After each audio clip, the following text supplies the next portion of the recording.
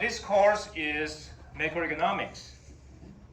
So basically, we have, in your freshman, we have principle of economics.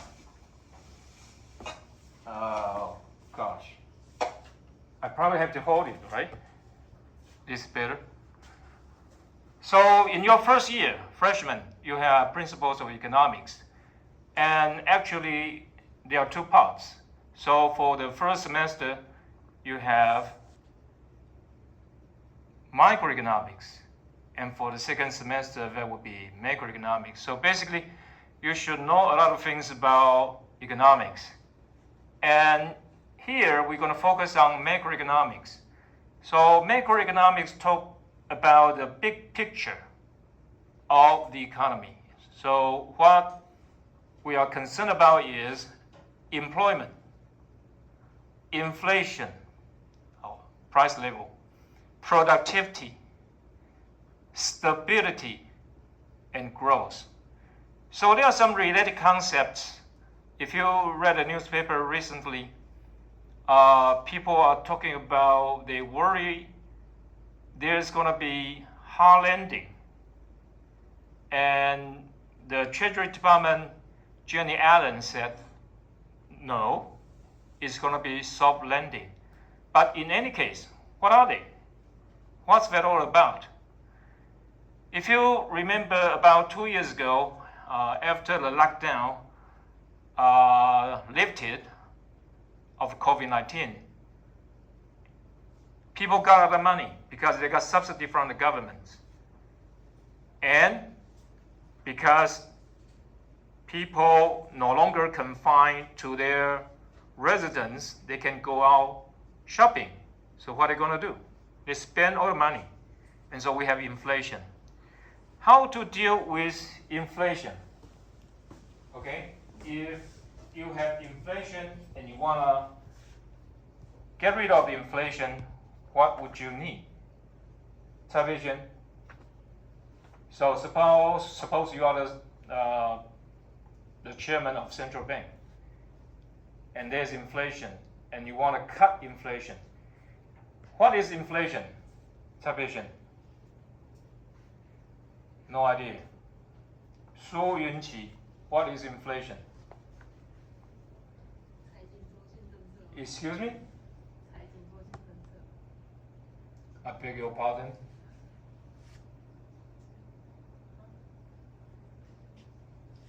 Chen Yijun, what's inflation? 4 words. Inflation? Okay. So if you want to cut inflation and you are the chairman of the central bank, what would you need to do?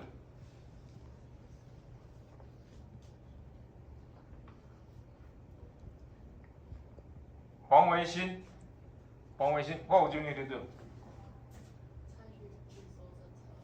Oh, exactly. Contractionary policy, right? And so if you're the central bank, you are the leader. So what would you do now?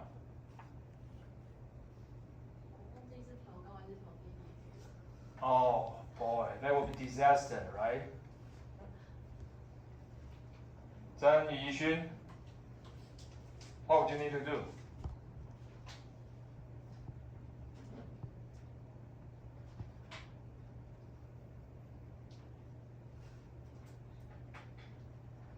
Meditation will not work, right? You need to act. Excuse me? Go ahead.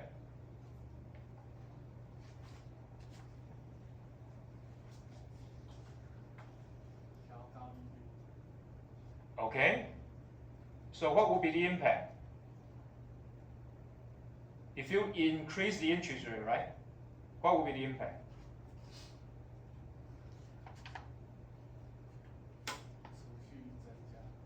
Okay, savings go up. And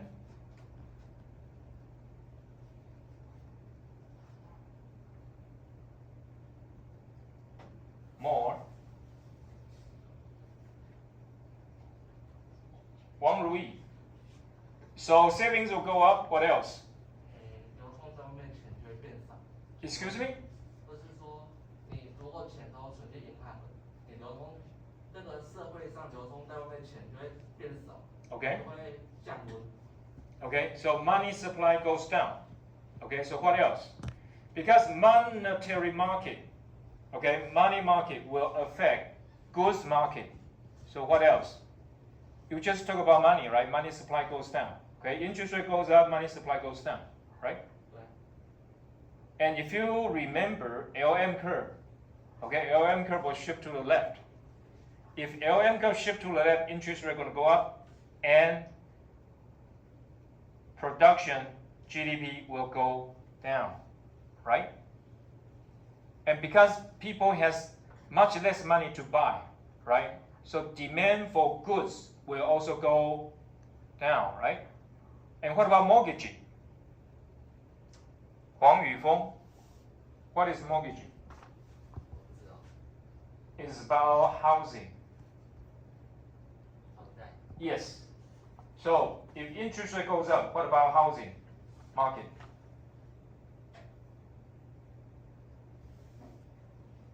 You're going to buy more houses or buy fewer? I mean, the society as a whole.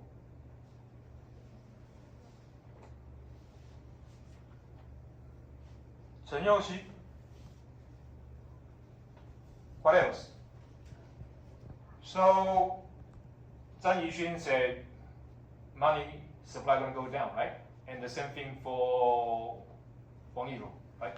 And what else? We just talked about mortgages.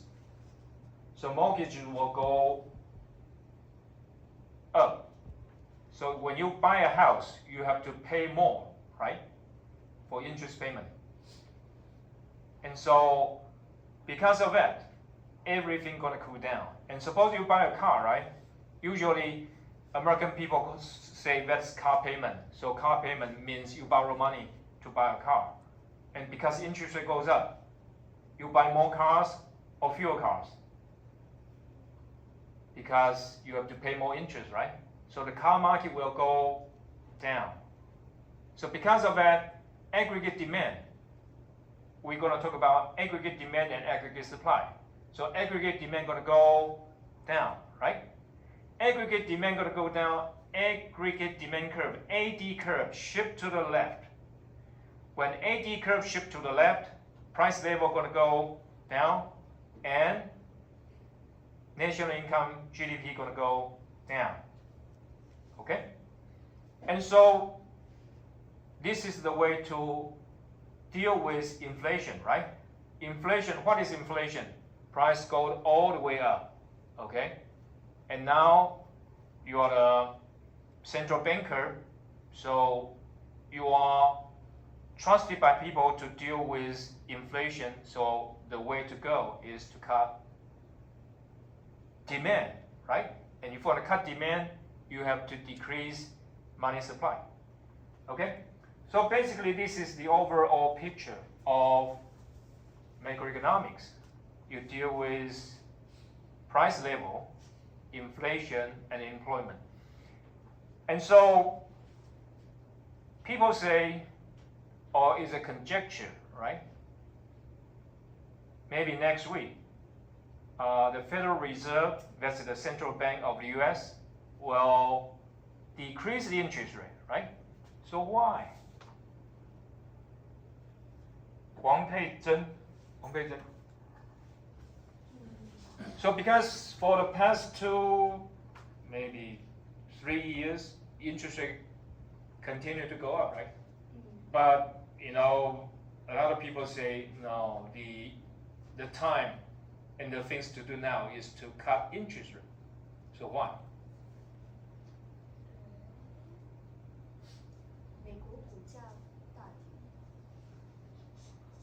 Usually that's what investors hope. But just like Donald Trump, right? A stupid guy, right? Donald Trump, he said if he's the central banker, he wanna do this, wanna do that. But the Federal Reserve, as a central bank, should be neutral of politics. Okay? the focus should be on the economy, nothing else. Okay? And the worry that, so, in the past few years, the interest rate continued to go up to deal with inflation, right? And we talk about hard landing and soft landing, right? So recently, the picture of the economy doesn't look good. And that's the reason people say it is time to decrease the interest rate. So the whole procedure will be reversed because you increase the interest rate, demand gonna go down. And now you decrease interest rate, demand gonna go up. And so employment gonna go up, your income gonna go up, so the economy will be better. So it won't be a hard landing, and rather it will be a soft landing. So that's the way it is. Get it? Okay, so we're gonna spend a whole year to discuss all these issues. And so let me tell you what we're gonna cover.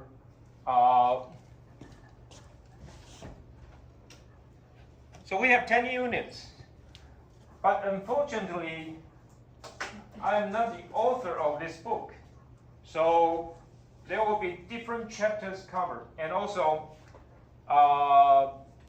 in terms of depth and width, is not quite the one that I like. So once in a while, I'm going to use the whiteboard to elaborate all the points here. So it's not necessarily in the book.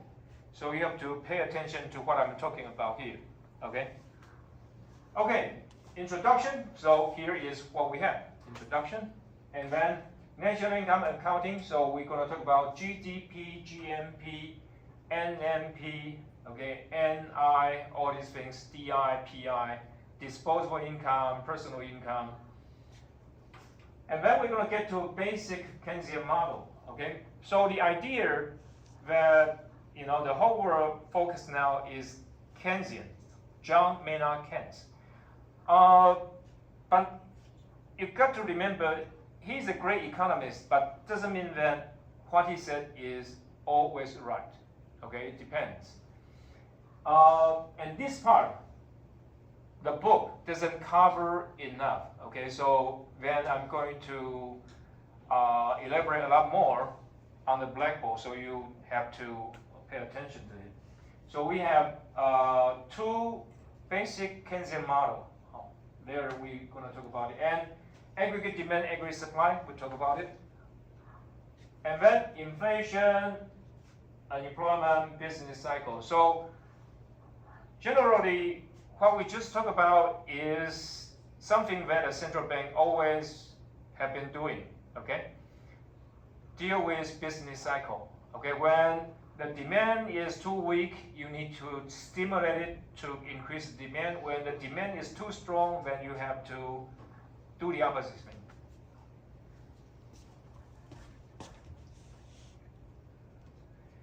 Okay, basically, Keynes is on goods market. It has nothing to do with money market. And then, so we have to talk about money. And money is very important, right? Even though interest rate has nothing to do with housing, with goods, whatever, but money market will affect the goods market, okay? So it's quite important there. Okay, and so Unit 7, ISLM model. IS means investment is equal to saving, and LM means liquidity. L means liquidity. LM means money supply equals money demand. So this model combines the goods market and the money market. So in this case, you're gonna realize the interaction between production and interest rate. And then a few minutes ago, some of you mentioned that fiscal policy, monetary policy, these are the things that are in charge by the government. That's fiscal policy. And monetary policy is by the central bank. And Unit 9, will be on growth. There are a lot of people talking about how to keep the economy growing and what is the driving force of economic growth. For Keynes, it's easy. Okay, you increase demand, you increase consumption. But there's another one called Solow, Robert Solow. He has a Solow model that is quite different. And you want to know why they have different conclusions. So Keynes, what Keynes says is that you want to keep economic going, you need to increase consumption, increase investment, all these things. But Solow said, if you really want to increase the economy, you have to increase saving rather than consumption. So why you have two opposing ideas talking about the same thing, economic growth, but they have different approaches. The reason is that they have different assumption and how the economy works. So sometimes it works in the Keynesian way, but sometimes it is not. And Unit 10 is about international trade and international finance, and this is extremely important to Taiwan because for 70% of the GDP, it is export. Okay? So if there's anything wrong with export, Taiwan will be in trouble. And you look at the period during COVID, right? The period during COVID, if you look across the whole world, the economy is not good, but Taiwan is fantastic. Why? Because we have a lot of exports, and people need what? Chips. It's computer chips, not potato chips. Okay? So we have a lot of computer chips. So the same thing, during that period, a lot of airlines, they went bankrupt, they just gone. But Taiwan, we have China Airline, okay, we have Evergreen Airline. They make a lot of money because they ship chips to the world. Okay, let's move on. Okay, so in macroeconomics, we talk about equilibrium. It works in a very different way. Okay. If you talk about water, if you talk about computer chips, supply and demand, you have a supplier producing chips, and then some people want to buy chips, then you get basically the equilibrium there. But in terms of a whole economy, it's totally different, right? Because we don't just talk about chips, we talk about chairs, tables, fuels, gasolines, all these things, trains, cars. The picture is much bigger. So how are you going to deal with it? So a different kind of concept, okay? And equilibrium there is income equals saving. And so what is investment? Okay, so what is investment, what is saving, then you have to define it. And another problem is that if you talk about chips, that's easy, right? You look at a factory, the production cost, and everything is done. But in terms of a whole nation, right? What is the supply? What is the demand? Where is it? So that's the reason we talk about aggregate supply and aggregate demand. We have to put the whole thing together, okay, and trying to conceptually to capture the idea that there's a supply in the economy and also there's a demand in the economy and all the relationships there. And the goal for macroeconomists is to have growth and stability. And what about microeconomists? Efficiency, okay? You want to make everything efficient. What is the most efficient way of market? So, Chen Minchong, what is the most efficient kind of market? Monopoly, monopolistic competition, oligopoly, perfect competition. Which one?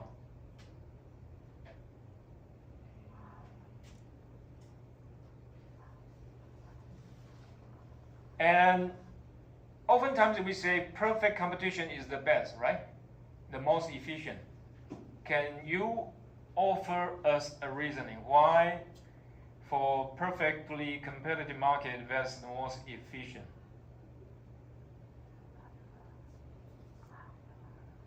Phong Jie not here.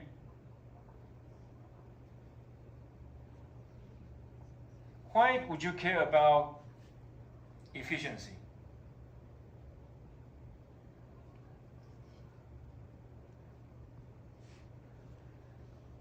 If there is a monopoly, what happens? The price will be high and the production level will be low, right?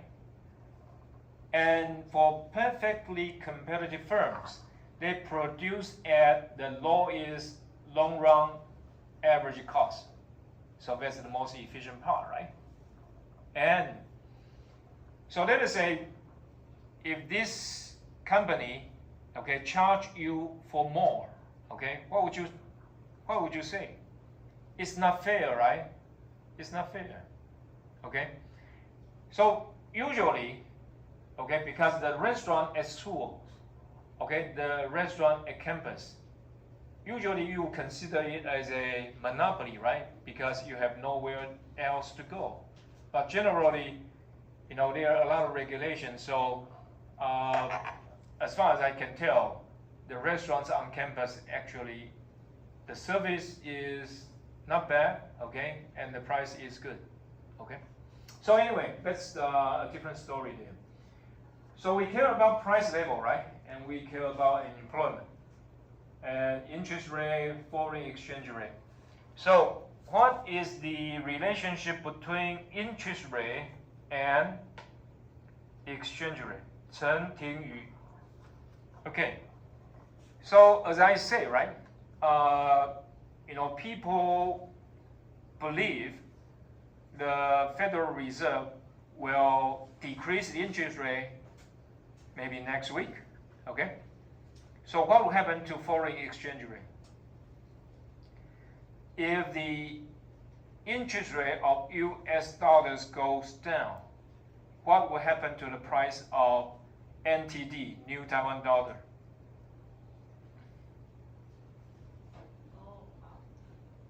Hold on. Let me rephrase it again. So the US dollar, okay, they're gonna decrease the interest rate, okay? What happened to the value of New Taiwan dollar?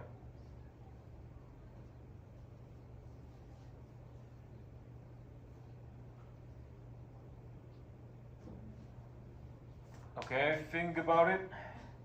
Julian, US dollar, okay, the interest rate gonna go down. What happened to the value of New Taiwan dollar? Go up or down? Excuse me? Anyone? Go up. Sorry. Go up. Go out. Up. Why?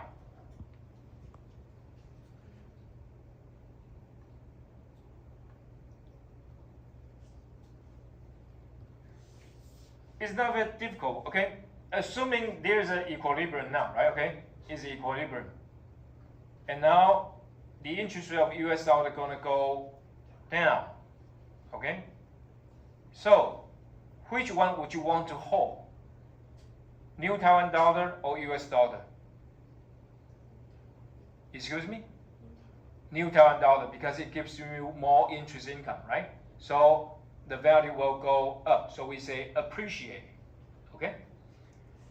Okay, so the next part is market reaction in your money, right? So the reason that personally I believe macroeconomics is more important to all of you because we are in the Department of Money and Banking, right? Your career will be in banks, securities, insurance, okay? All these kind of companies. So what matters is that you need to have a good command of the theories of the interactions of the market. so that you can advise, okay, you can tell your customers what to buy, okay?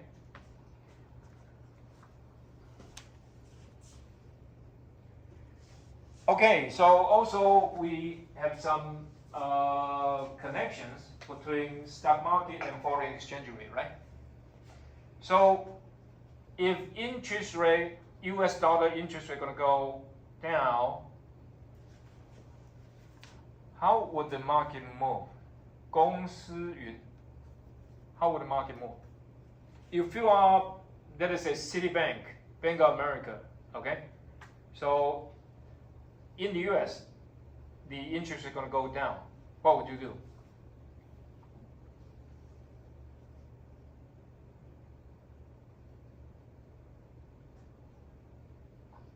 Smile is good. You have great smile. I will appreciate you. Give me some words. Anyway, Wang Ruiyan. So, what would you do? Just like for the past few years, the US dollar continued to go up in interest rate, right? What happened? People moved their money to US dollars, right? So money moved back to US. And now the interest rate gonna go down, probably they can go out, right? Anyway, no idea, because sometimes it depends on the expectation, okay? If the economy is going to be good, also political factors matter, right? We don't know what's going to happen in November. If Kamala Harris become the president, or Donald Trump, right? Hopefully it's not Donald Trump. Anyway. Okay, sometimes we would have, different stories, and it may matter to you, okay? It may matter to you, even though it's not in the textbook, but it's quite interesting, okay? So, see question. Lin Weixun. Okay. If the sun shines brightly, or when there's a storm, okay, you have two situations. The sun shines brightly, or just like today, right? Or like the other day, there's a storm. Which one is better for stock performance?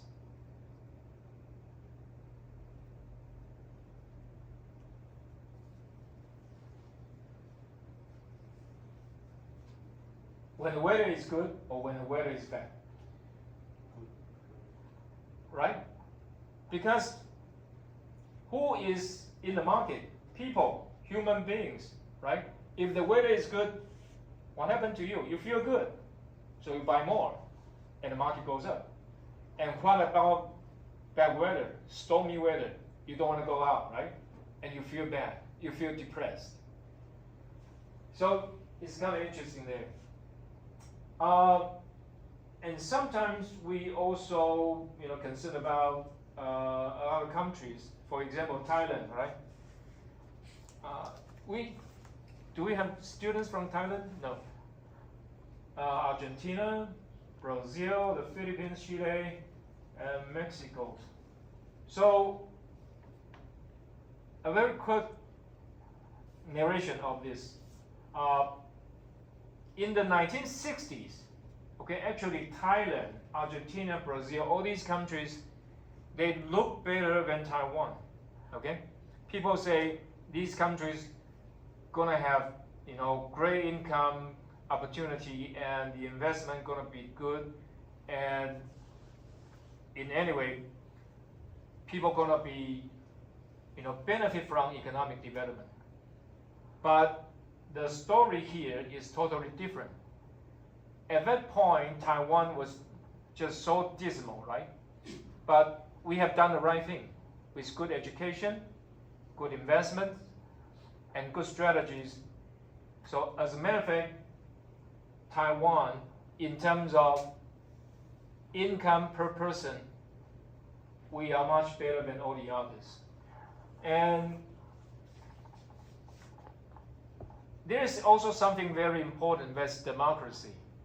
So can anyone tell me, Hong Ziyi, what happened in Thailand right now? What is the political situation? Thailand.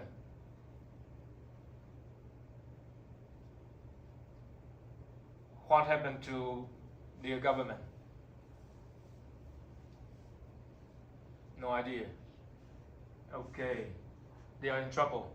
Okay, they have sometimes we call coup, C-O-U-P-E. That's the changes in government without proper procedure. Okay, it's against the people's will. So, I mean, they have a lot of trouble. And Argentina is a little better, but it's not quite right. For all these countries here, Brazil is the most, I would say, maybe we can say wealthy, but you know, they have the most abundant resources. The land is huge. Okay, they have a lot of production of soybeans. The land is just immense, and a lot of people. But it turns out that their policy just so bad. Anyway.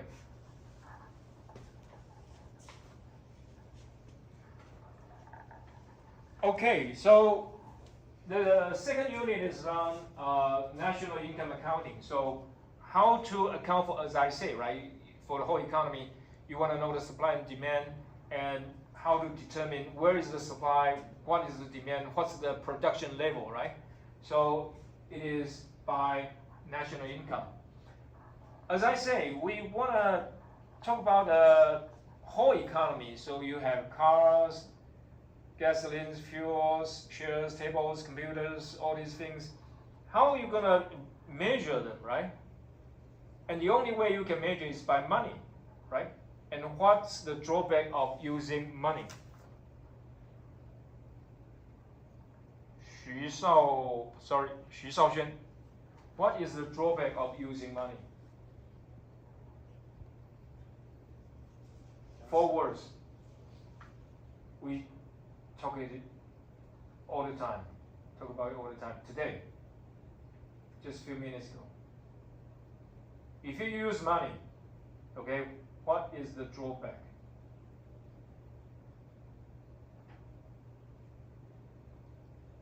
Four words. And it's related to interest rate. We use interest rate to deal with it.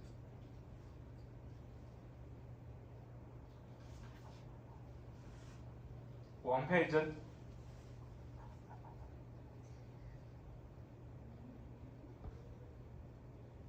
Wang.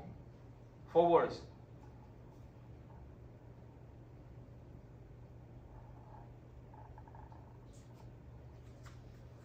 We have discussed so long a time about how to use interest rate to deal with it.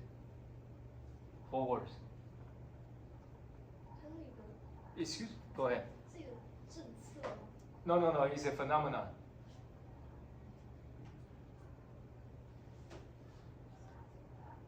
Chen Youxi, you should know it. Chen Youxi.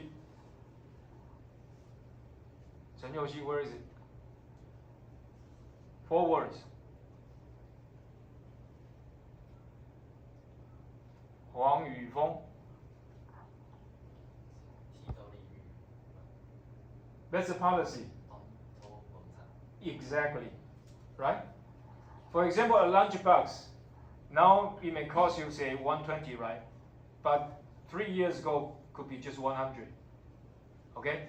So from 100 to 120, you just get the same thing, right? 1 lunchbox, nothing more, nothing less. But if you look at your statistics, you look at, it sounds like national income is going up, right? But as a matter of fact, does it? No, it's not, right? Okay, so also we have national income calculation. So you can calculate by spending, okay? Or calculate by income. So we have national income, and you get the money. So all the money you spend will be the same income for others. So because of that, you have several ways to measure that. And as I said, we have other related concepts. I just mentioned we have national income, GDP, GDP, GMP, and NMP, and DMP. Okay. sorry, NDP. Okay, let's take a break.